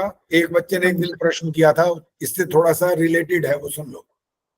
प्रश्न ये किया उसने कि सर ये बताओ कि जो आप कहते हो जानवरों को मार के नहीं खाना, अंडे नहीं खाने, मांस नहीं खाना, ये नहीं करना, वो गलत होता है, तो आप भी तो पेड़ में से फल ले लेते हो क्या? नहीं लेते हो? आपके तो पेड़ों में भी जान होती है। रोशनी सुन रहे हो? सुन रहे थे। तो इधर उधर मत देखो ना फिर। तो बच्चे ने जब प्रश्न किया कि पेड़ों में भी जब जान होती है तो आप भी वही काम कर रहे हो, हम इसको मार के खा रहे हैं और आप उसको उसमें से लेके खा रहे हो, तो फर्क क्या रहा? मैं कहा सुनो बेटा, बहुत बड़ा फर्क है। तुम सोच रहे हो कि हम भी इसमें से फल ले रहे हैं तो उसको हम तंग कर रहे हैं, मार रहे हैं। नहीं, हम नहीं मार रहे। पहली बात तो है कि फल अपने आप गिरने वाला है, पकेगा तो नीचे गिरेगा ही गिरेगा। और अगर तुम ये कह रहे हो कि वो अगर अपने आप मर जाए और हम तब खा ले, तो तब भी हम तुम पकड़ेंगे, छोड़ेंगे नहीं अभी। तब तुमसे ये पूछेंगे कि मांस खाने वालों के चिन्ह है तुम्हारे पास? तुम मनुष्य हो, तुम्हारे पास मांस खाने वाले जो दुनिया में जीव हैं, तुम्हारे पास वो चिन्ह मौजूद हैं? पहले बताना कौन से चिन्ह में। सुनो, नहीं, और वो जो मांस खाने वाले होते हैं उनके दांत नुकीले होते हैं और उनके आंतें सीधी होती है, हमारी घुमावदार आंतें होती है और दांत हमारे फ्लैट होते हैं। बस उसका उत्तर आपने दे दिया कि बच्चा हाँ जी। जब ये वाली उत्तर देगा तो इसका अर्थ हुआ कि तुम मांस तब भी नहीं खा सकते। लेकिन उसका प्रश्न अभी भी खड़ा था। प्रश्न ये था कि तुमने उसमें से लिया ना आखिर। तो हमने कहा हमने इसे मारा नहीं, पहली बात। तुम मार करके खा रहे हो, ये पहला दोष। और वैसे तुम मर जाने पर अगर खाने की बात करोगे तो भी तुम नहीं खा सकते। क्यों? क्योंकि तुम्हारे शरीर के अंदर वो चिन्ह ईश्वर ने नहीं बनाया। ना तुम्हारे दांत बड़े बड़े, ना तुम्हारे नोकीले पंजे, और तुम पानी भी घूंट भर भर के पीते हो। और लोग मांस खाने वाले जो होते हैं ना, वो क्या करते हैं, वो पानी जबान से घूंट भर के नहीं पी सकते। और पशु ऐसे भी देखो जो शाकाहारी हैं, बकरी को देख लो, गाय को देख लो, भैंस को देख लो, जिराफ को देख लो, ये सब घूंट भर भर के पानी पीते हैं। क्यों? वो शाकाहारी की पहचान ही होती है। तो बच्चे ने कहा फिर आप जो इसमें से ये ले लेते हो, आप हिंसा नहीं करते हो? हमने कहा हम हिंसा नहीं करते। क्यों? हमने कहा हिंसा तब होती है पेड़ को हम काट देते। पेड़ को कब काटा हमने? पेड़ में से फल लिया, पेड़ में से फल लिया ना, और उसको कोई, अब वो कह रहा है फिर उसको दर्द हुआ होगा। हमने कहा दर्द भी नहीं हुआ। कि कैसे नहीं हुआ? कि एक तो ऐसे दर्द नहीं हुआ कि जैसे हमारे नाखून होते हैं, हम नाखून को काट लेते हैं, हमें दर्द तो नहीं होता। हमारे बाल हम काटते हैं, हमें दर्द तो नहीं होता। तो ऐसे उनको भी दर्द नहीं होता। और दूसरी बात ये भी है, जो वृक्ष आदि होते हैं ना, इनका जो जीवन है वो मूर्छावस्था में होता है। आपको ऑपरेशन कराना पड़ जाए और आप जब ऑपरेशन थिएटर में पहुंचा दिए जाएं तो आपको उससे पहले पहले इंजेक्शन लगा दिया जाता है, आपको मूर्छावस्था में ले आते हैं, आपके शरीर के अंग काट देते हैं, आपको दर्द नहीं होता, पता भी नहीं चलता। इसीलिए उनमें से भोजन लेना हमारा धर्म है, हमारा अधिकार है, हमें कोई पाप नहीं लगता, क्योंकि ईश्वर ने कहा यही है कि आपका ये भोजन है। इसलिए हम पेड़ पौधों से ले सकते हैं, हमारा धर्म है वो, कोई दिक्कत नहीं है इसमें। आपने जो घास घूस की बात की है, घास उगाती है इस तरह से, जो आपको तंग कर रही है तो आप हटा दो उसे, और तंग नहीं कर रहे तो बाहर दो। आप बल्कि लगा लगा करके उसका आनंद लेते हो कि बड़ा हरा भरा दिखाई दे, तो वो आपके हाथ में, आप करो जो करना है। अच्छा, जैसे गाजर मूली को फाड़ देते हैं तो उनके भी वो भी अचेतन ही होते हैं, फिर इसको दर्द नहीं होता उनके? तो नहीं, उनका वो भोजन है, हमारा भोजन है, बकायदा ईश्वर ने बनाया। अगर वो भी नहीं खाए, मान लो, एक मिनट के लिए अगला प्रश्न मैं करता हूँ, चलो हम मान लें, एक मिनट के लिए ईश्वर की बात छोड़ दो, हम ये भी ना खाएं तो क्या खाएंगे? हवा। तो जिंदा रह के दिखा दो फिर। तो ईश्वर का पालन करना दोष नहीं होता। इसलिए कहा गया वैदिकी हिंसा हिंसा ना भवती। ईश्वर ने जब ये नियम बनाया, ये आपका भोजन है, खा सकते हो, तो कोई हिंसा नहीं हुई। और जो मनुष्य बाकी पशु पक्षियों को मार के खा रहे हो तो ये हिंसा दिखाई दे रही है। ईश्वर ने क्या किया? वो छोड़ो तो सामने दिख रहा है, तो चिल्ला रहा है, वो गला काट रहे हैं उसका। दोनों में कितना बड़ा अंतर है। इसलिए उनकी बात गलत है और हमारी बात ही ठीक है। हाँ जी, हाँ जी। और तो ईश्वर का, हाँ जी, ईश्वर का संविधान है ना, ये चीजें खाओ। ऐसे नहीं बोलो, रुक जाओ। सुशीला ढाका जी बोलो। हाँ जी। आचार्य जी, अभी आपने बताया कि जो वृक्षों में जीवात्मा होती है वो मूर्छित अवस्था में रहती है, तो फिर वो दंड कैसे भोगते हैं? उसे तो दुख तो महसूस नहीं होता होगा। हो ना हो, हमें इससे क्या लेने देना है? हमें क्यों काय को तकलीफ हो रही है इस बात की? क्यों वो दंड उनको मिला है नहीं मिला? अरे वो उल्टे लटके पड़े हैं, सारा जीवन भर एक ही जगह खड़े हैं। हम और आप तो कितना आनंद ले रहे हैं, पशु पक्षी भी खूब आनंद मनाते हैं। क्या समझते हो? वो दो दुखी थोड़ी होते हैं, वो भी बड़ा सुख प्राप्त करते हैं, उनको भी अच्छा भोजन मिलता है, घूमते हैं, दौड़ते हैं, भागते हैं, खेलते कूदते, वो भी सारे काम करते हैं। अगर उनको कोई इस प्रकार से दर्द हो या ना, हमें क्यों तकलीफ हो रही है? वो जाने, उनका काम जाने। हाँ जी, बबली ने आज कुछ नहीं बोला। नमस्ते आचार्य जी। हाँ जी, नमस्ते जी, बोलो। मैंने हाथ खड़ा काफी देर से किया था। अच्छा, चलो, हाथ थक गया होगा, चलो बोलो, आप बोलो, कोई बात नहीं। वो मैं यही कह रही थी आचार्य जी कि ये जो हरी सब्जियां हैं ये हम खा सकते हैं, ईश्वर ने हमें छूट दे रखी है इसमें। हाँ जी, बिल्कुल खा सकते हैं। हाँ, वो स्वामी जी ने बताया कि ये इन सब चीजों में हमें परमात्मा ने छूट दे रखी। और आचार्य जी, एक बात मैं ये कह रही थी कि कहते हैं कर्मों का फल मिलता है। मैंने इतने अच्छे से क्वेश्चन याद किए थे लेकिन मुझे नहीं मिला, लेकिन मैंने सुना है अच्छे से नहीं। लेकिन आचार्य जी मैं बहुत बिजी थी, फिर भी मैंने टाइम मिलते ही मैंने एक एक क्वेश्चन इतना अच्छे से याद किया था। देखो सुनो, मेरे साथ भी हो गया है। तो अगर किसी बच्चे, हाँ 28 नंबर है सिर्फ इस बार तो रोशनी के, एक बच्चा अगर किसी घर में परिवार के अंदर कोई शादी ब्याह ये सब कोई भी कार्यक्रम के कारण वो तैयारी न कर पाए, तो इसमें टीचर का दोष थोड़ी होता है। टीचर तो वही नंबर देगा जो उसने लिखा है ना आचार्य जी। मैंने 18 घंटे मैंने कार में रहते रहते मैंने तैयारी की, इतना भाई देखो तुम 18 घंटे करो या 36 घंटे करो, हमें तो परिणाम वो देना है जो आपने हमारे सामने प्रस्तुत। आपके लिए नहीं बोल रहे आचार्य जी, मैं खुद से ये करती रही ना कि मैंने कर्म अच्छा किया, मुझे फल तो नहीं मिला। फिर कर्म अच्छा इतना देखो, कर्म अच्छे का मतलब सुन लो क्या होता है असली। अब ऐसे छोटी छोटी बातें निकाल लाते हो, मेरे को उत्तर देने पड़ते हैं। फिर एक बच्चा यूं रखे बैठा है किताब, आपके लिए नहीं बोल रहा हूँ लेकिन बच्चे ऐसा कर रहे होते हैं, यूं है किताब, माँ देख रही है बाहर से, इधर पुस्तक पढ़ रहा है पाठ्य पुस्तक, और अंदर रखे बैठा है मोबाइल। आजकल तो मोबाइल का जमाना, तो यही बोलना पड़ता है अंदर, नहीं तो पहले हम नावल बोलते थे। वो अंदर से नावल पढ़ रहा था, बाहर माँ देख रही है तो पाठ्य पुस्तक अपनी किताब पढ़ रहा है। तो कारण कुछ भी होता है, लेकिन जो भी कारण होता है उसका परिणाम आता है। बस इसमें आप कितना सफल हो पाते हैं या आपके ऊपर निर्भर करता है, क्या कमी रह गई, क्यों और हुआ, क्या नहीं हुआ। हर व्यक्ति की योग्यता एक जैसी नहीं हो सकती है, हर व्यक्ति के अंदर याद करने की योग्यता एक जैसी नहीं हो सकती है। उम्र का तकाजा भी होता है, परिस्थिति भी बात आ जाती है सामने, घर पर कोई और विशेष काम भी आ जाता है, बहुत सारे कारण होते हैं। कभी कभी हम निर्माण की बात करते हैं ना, बच्चे को कोई हम बता नहीं पा रहे, आज सिखा नहीं पा रहे, वो सीखता नहीं है, वो बात नहीं मानता, वो ऐसा बन गया है, वो बिल्कुल बकवास करने लग गया, वो जवाब देने लग गया, आगे ये करने लग गया। तो ये बताओ, माँ और बाप दोनों घर में नहीं, दोनों नौकरी कर रहे हैं, बड़ा घर में कोई और है नहीं, एक आया रखी है, एक मेड है बस, है जी। जिस समय शाम को आए माँ बाप, तो बच्चे ने सीखा किससे और क्या सीखा बता दो जरा। मेड क्या सिखाएगी उसको? वेद शास्त्र पढ़ाएगी क्या? नहीं, वो नहीं सिखा सकती कुछ भी। जो बल्कि उसने थोड़ा मोटा इधर उधर का चोरी चकारी कोई ऐसी काम किया ना, वही सीखेगा बच्चा, बल्कि देख लेगा इधर उधर। तो इसलिए बच्चे के निर्माण की बात करना आजकल तो क्या बोलूं, क्या रह गया है। कहने की बात है कि बच्चे नहीं मानते, नहीं ये नहीं करते, वो नहीं करते। आप उसके लिए पुरुषार्थ कर ही नहीं पा रहे हो तो करोगे कैसे? कैसे हो जाएगा निर्माण? कोई जादू थोड़ी हो जाएगा किसी दिन अपने आप। जादू नहीं होता है कभी भी, पूरा पुरुषार्थ करना पड़ता है।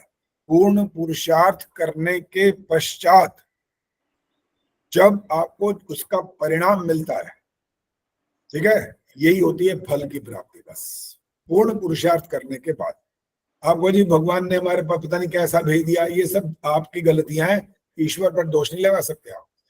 गायत्री गुप्ता जी नमस्ते। गायत्री गुप्ता पहले। हाँ हाँ आचार्य जी, एक तो मेरा ये प्रश्न था कि किसी ने बताया कि मन, बुद्धि, चित्त, अहंकार और आत्मा साकार होती है, सही है क्या ये? उनको बोलो साकार जो होता है वो खत्म हो जाता है। तो अब ये मानने को तैयार है कि आत्मा खत्म हो जाती है? नहीं, मन, बुद्धि, चित्त, अहंकार भी वो जीवों का जड़ होते हैं तो साकार होते हैं। नहीं, वो क्या कहना चाहते हैं? मन, बुद्धि, चित्त, अहंकार साकार होते हैं, ये कहना चाहते हैं? हाँ, ये भी। और आत्मा का भी बताया कि वो एक ही देश ही होती है तो साकार होती है। गलत है ना, मन साकार होता है, इनमें से कोई साकार नहीं होता। ये हमारे अंदर के गुण हैं ये, ठीक है। और किसमें विद्यमान रहते हैं? गुणी में। गुणी क्या है? आत्मा। इसके लिए नष्ट नहीं हो सकते कभी भी। जो साकार होता है वो नष्ट हो जाता है, बस ये एक सीधा सिद्धांत है। जो चीज साकार हो, सूर्य भी है ना, सूर्य, धरती, चंद्रमा, सब साकार है, ये नष्ट हो जाएंगे एक दिन। एक दिन का मतलब है खरबों वर्षों में, इससे मतलब नहीं है। सिर्फ इस बात से मतलब है कि साकार है इसलिए नष्ट हो जाएंगे। और आत्मा नष्ट नहीं होती है, न जायते न म्रियते, इसलिए नष्ट नहीं हो सकती क्योंकि साकार नहीं। पर कहते हैं एक देशीय होती है आचार्य जी, मतलब एक देशीय होती है। प्रश्न मत करो भाई, जिसका नंबर आया वो बोलो।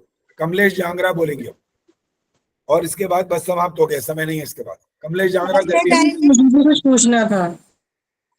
हाँ जी, मुझे भी कुछ पूछना था आचार्य जी। चलो कमलेश नहीं बोल रहे तो आप बोलिए। नमस्ते आचार्य जी, बोल रही थी। भाई तुम एक तो एक कैमरे बंद करते हो ना, यही सबसे बड़ी बीमारी है। समझ नहीं आता, कह रहे कैमरा ऑन रखा करो, हमें दिखाई दे कि आप सामने खड़े हो, तो आप कहें आप बोलो। अब आप दिखाई नहीं दे रहे तो मैंने बिना को इसलिए बोलो। चलो कमलेश आचार्य जी, मैं तो यही कह रही थी, मैंने भी मेहनत तो की थी और 50 वाले भी अब याद है, फिर पता नहीं क्या हो जाता उस टाइम। उस टाइम क्या हो गया? हाँ जी, और रिपीट कर दी। हाँ जी, उस टाइम घबराहट हो जाती है और क्या हो जाता है। चलो जी बीना बोलो, बीना। आचार्य जी नमस्ते। नमस्ते।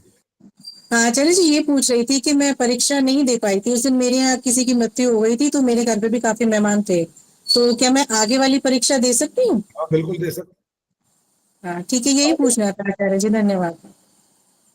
देखो जी, यहाँ पर ऐसा कोई सीबीएसई का तो एग्जाम हो नहीं रहा कि वहां पर ऐसा रूल है कि पहला नहीं दिया तो आगे वाला भी नहीं दे सकते, वो नहीं है। हम तो आपकी उन्नति करने के लिए तैयार बैठे हैं बस। जो आप नहीं दे पाए वो अंक नहीं मिलेंगे, बस जो आप आगे प्रयास करोगे उसके अंक तैयार मिल जाएंगे बस। अभी आचार्य जी मैं भी वही सोच रही थी जो आज आपका पूरी कक्षा का सार था ना, कि अब मैं भी ये सोच रही हूँ कि मैं वैदिक जानकारी नहीं रखती, तो मैं भी यही सोचती बस ईश्वर ने ऐसा ही लिखा था, मुझे परीक्षा नहीं देनी थी, इसलिए ये ऐसी दुर्घटना हो गई, मैं परीक्षा नहीं दे पाई। एक बात है, हम ईश्वर को ना बड़ी जल्दी घसीट लाते हैं बीच में। जहां खोपड़ी काम ना करे बस सीधा भगवान। जहां लगे कि भाई अब आगे खोपड़ी काम नहीं करती, अब समझ नहीं आ रही, ये भगवान ने कराया होगा ऐसा, और क्या। वरना इसकी क्या हिम्मत ये ऐसा करके दिखा दे। ये हमारे ना ऐसे विचार हैं जो अपरिपक्व है, परिपक्व नहीं है। इसलिए उनको परिपक्व बनाने के लिए बहुत गहरे तक चिंतन करना पड़ता है, बहुत अच्छे से सोचना पड़ता है। ईश्वर के कार्यों को अगर आप देखना चाहेंगे ना, तो उसको संसार के अंदर हो रहा है, बहुत कुछ हो रहा है, लेकिन हर बात का संबंध ईश्वर से नहीं है। ये सूर्य का निकलना, उदय होना, अस्त होना, ये ईश्वर का काम है, आपका नहीं है। ये ऋतुएं बदल रही हैं, आप नहीं कर सकते। ये इन कर्मों को, कार्यों को ईश्वर की व्यवस्था मानना पड़ता है। और जो हमारे द्वारा हो रही है, किसी और मनुष्य के द्वारा है, पशु पक्षियों के द्वारा, उसको उससे रिलेट करो। प्रकृति भी काम कर रही है, प्रकृति जड़ है, अपने आप नहीं कर रही वो, लेकिन मनुष्य ने इतना इतना बवंडर मचा रखा है, वो प्रकृति आज इनको अच्छी तरह सिखा रही है। हिमखंड पिघलने शुरू हो रहे हैं, कितना भयंकर बाढ़ आ रही है हर जगह पर, कहीं बारिश हो रही है, कहीं नहीं हो रही है, कहीं कहीं शुरू हो गई है। ये सब काम हमारे हाथ के नहीं है। ये व्यवस्था चलती रहती है, लेकिन हम हर बात का ऐसा समझ करके भी हमें इस बात का भी उत्तर मिल ही जाएगा, आवश्यक नहीं है। क्योंकि मनुष्य सर्वज्ञ नहीं हो सकता, बस प्रयास कर सकता है, उसके नजदीक पहुंच सकता है कि इस प्रश्न का उत्तर कहां तक आ सकता है, संभावना। तो जी यही उत्तर है, ये संभव नहीं है। चलिए अब प्रश्न नहीं होगा जी, अब शांति पाठी। आचार्य जी एक छोटा सा प्रश्न है। बोलो जी। जीवात्मा एक जगह से दूसरी जगह जाती है, इस वजह से किसी ने आइडिया लगाया कि ये साकार होती है। ओहो अच्छा। एक तो वो पकड़ के ले जाता है, कैसे ले जाते है ये भी पूछ लो ना उससे। कहाँ भेजता है, कैसे भेजता है वो उसे, अगर साकार समझ रखा है इसे। तो एक जगह से दूसरी जगह जाने में तो साकार होना जरूरी है क्या? आवश्यक है। आचार्य जी तो हमारा मन भी चला जाता है, एक जगह बैठे और दिल्ली पहुंच गया मन हमारा, तो वहां उसको कोई साकार होता है मन जो वहां पहुंच जाता है? कोई बात नहीं, प्रश्न करने वाले अपने अपने हिसाब से सोचते हैं, करना भी चाहिए उनको, प्रश्न भी करते रहना चाहिए। और आप अपने आप से भी प्रश्न उत्तर कर सकते हो, उहा पोह बोलते हैं इसको, वो भी करते रहना चाहिए। बस जी अब तो ध्यान छोड़ दो। जब आचार्य जी नमस्ते, जब एक्सपेरिमेंट किया था डॉक्टर्स ने तो पता ही नहीं चला था कि आत्मा कहाँ गई। उन्होंने तो ये देखने की कोशिश की थी ना कि देखें कि आत्मा है क्या चीज। तो ईश्वर का तो वही ईश्वर ही जानता है ना कि कैसे वो लेता है। हाँ जी बिल्कुल, ईश्वर सर्वव्यापक है, इसलिए उसको पकड़ लेता है उसी टाइम, कहीं भाग नहीं सकती वो। आचार्य जी मैंने आधे घंटे से मेरा हाथ खड़ा प्रश्न भी किया रह हुआ है। गया आचार्य, मेरा प्रश्न भी रह गया। ठहरो, ऐसे नहीं चलेगा। प्रेम जी आपने हाथ खड़ा किया हुआ कह रहे हो? आधे घंटे से मैंने हाथ खड़ा किया हुआ था, बस छोटा सा एक प्रश्न है। चलो जल्दी आप करो बस, इसके क्योंकि बाद मैं जाती हूँ कभी कभी गुरुद्वारा साहब भी जाती हूँ, तो वहां गई तो जैसे मन में आया मैंने बात की कि देखो किसी मंदिर, किसी गुरुद्वारे में, चाहे कोई किसी मतांतर को मानता है, वहां जब भोजन बनता है वो पूरा वेजिटेरियन बनता है, कहीं भी नॉन वेज नहीं बनता। और वहां सारे श्रद्धा से जाते हैं, गीत भी गाते हैं, मत्था भी टेकते हैं, जो भी करना है सब कुछ करते हैं, और घर आकर वो सब नॉन वेज खाते हैं। और जितने प्रोग्राम यहाँ तो होते हैं ना, 2 चीजें वेज बनती है और 3 नॉन वेज बनती हैं, और सब खाती हैं मेरे सामने, मेरी फ्रेंड्स पीती भी हैं, खाती भी हैं, और इंडिया की हैं सारी। तो मैंने पूछा, मेरे को समझ नहीं आती फिर ये क्यों होता है। तो मैंने कहा मतलब सिर्फ गुरुद्वारे में ही मना होता है, घर जब जो मर्जी करो ये कहते ये भी तो नहीं लिखा कि नहीं खाना चाहिए। अब देखो क्या अब कहे, ये भी तो कहीं नहीं कहा लिखा हुआ कि नहीं खाना चाहिए। मेरे इसका तो उत्तर ये है दिमाग कि में आपको अगर ऐसे हाथ को ऐसे काटे तो दर्द होता है कि नहीं होता? होता है ना। तो आत्मवत सर्वभूतेषु, सब प्राणियों को अपनी आत्मा के समान समझोगे तो ये नियम आपका टूटेगा, अन्यथा आप कहोगे वो बनाए इसलिए ईश्वर ने हमें हमारे खाने के लिए बनाए। मैं कहती हूँ परेशान हो जाती हूँ उनकी बातें सुन सुनकर, देख के बड़ी परेशानी होती। किसी कोई बात प्रोग्राम में नहीं, चले जाओ, आप परेशान मत हो, उनके कर्म का फल उनको ही मिलना है। उन्होंने नहीं स्वीकार करना, नहीं मानना, उनकी मर्जी, कोई जबरदस्ती वाला तो नहीं कर सकते ना वो तो आपकी बात मुझे हमेशा याद रहती है कि हम जो अपना नहीं ठेका ले मानता सकते उसको हैं, इग्नोर करो, उसको ज्यादा कहने की जरूरत ही नहीं। बिल्कुल बिल्कुल।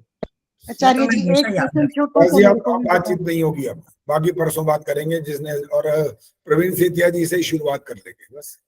ओम देव शांतिरंतरिक्षम शांति, पृथ्वी शांतिरापः शांतिरोषधयः शांति, वनस्पतयः शांतिर्विश्वे देवाः शांतिर्ब्रह्म शांति, सर्वं शांति शांतिरेव शांति, सा मा शांतिरेधि।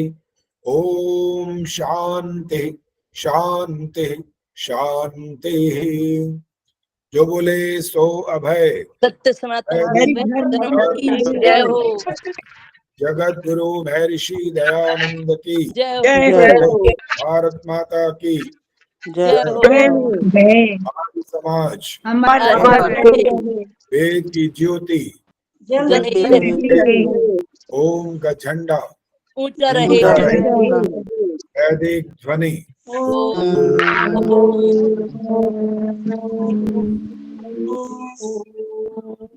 वैदिक अभिवादन सभी को।